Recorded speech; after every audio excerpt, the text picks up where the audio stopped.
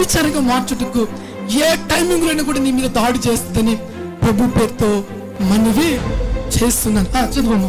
అత్యాశతో జరిగించుటకు, అత్యాశతో జరిపించుటకు తమను తామే కామకత్వమునకు అప్పగించుకుని. కామకత్వమునకు అప్పగించుకుని దేనికి అప్పగించుకున్నారు?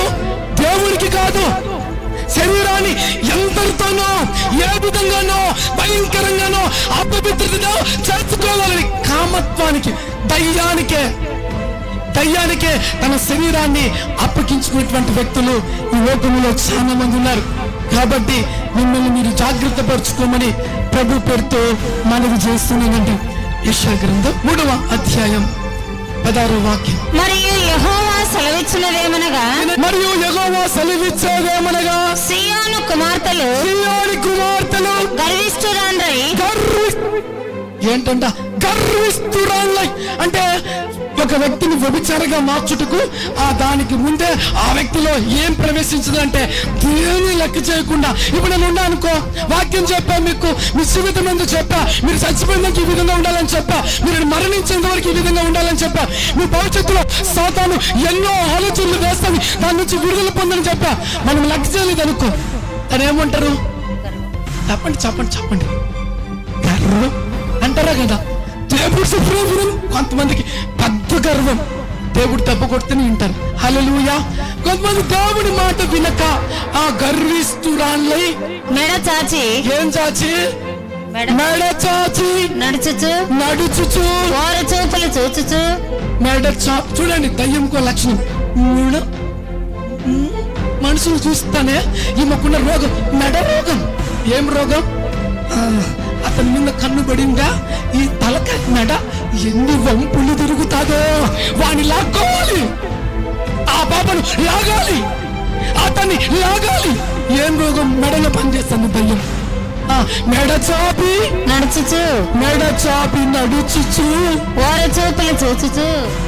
ఇంకోటంట మెడ చాపి నడుచుచు. చూపులు ఎట్లుంటాయంట? ఓర చూపులు. ఏం చూపులు? హల్లెలూయా.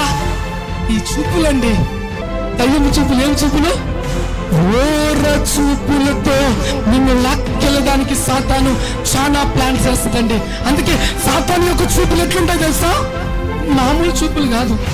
ఇలా చూపు పడింది అనుకో, ఆ ఓర చూపులు ఏంటంటే, నువ్వే ఎంత బాగున్నావో, ఎంత అందంగా ఉన్నావో, నీ వెనక ఎంత ఆస్తుందో, నిన్ను ఏ విధంగా గుండు కొట్టించాలో, నిన్ను ఏ విధంగా సిగ్గు లేని వాడిగా, మానము లేని వాడిగా, విలువలేని వ్యక్తిగా, నిన్ను భయంకరమైన వ్యక్తిగా చేసడమే నా ఉద్దేశం అని ఆ చూపు యొక్క అద్భుతమైన లక్షణం. ఆ చూపు ఓర చూపు చూస్తాను మనోళ్ళని ఒక్కటికి విడిపోయిందే, ఒక్కటికి ఓకే అయిపోయింది వాళ్ళు కాదు, నువ్వైపోయినావు. ఏమైపోయినావు? ఆ ఓర చూపు కాటుకి క్లోజ్ అయిపోయినా. ఆ చూపులో ఎన్ని ఉన్నాయి తెలుసా?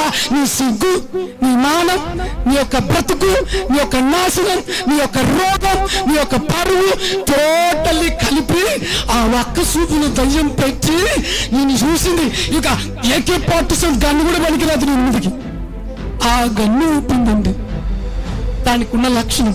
అటువంటి కళ్ళతో మిమ్మల్ని ఎవరైనా చూశారనుకో, ఇమ్మీడియట్ గా మలుకోండి, నీకు నాకు సంబంధం లేదండి, నీకు నాకు సంబంధం లేదు. లేదు మనసులో యేసయ్యా నీకు వందనాలు, ఈ చూడు ప్రభా, విడుదల ప్రభా, రక్షించు ప్రభా, నాశనం చేసిన ప్రభా, లోకము వ్యభిచరింపకయు దుష్కామ ప్రవర్తనతో నిండకయు ఉండినట్లనే వాక్యం మీరు గుర్తుపెట్టుకొని, ప్రభువా ఈ ఓర చూపు ఏటుకు ఎంతమంది సతమతమై నాశనమైపోతారో ప్రభువా అని ఈ వాక్యం ఉన్న మీరు దేవుని పాదాలు పట్టుకొని ఏడవడం మొదలు పెట్టండి. ఇది దేవుని బిడ్డల యొక్క అద్భుతమైన లక్ష్యం అని ప్రభు పేరుతో మనవి చేస్తున్నా.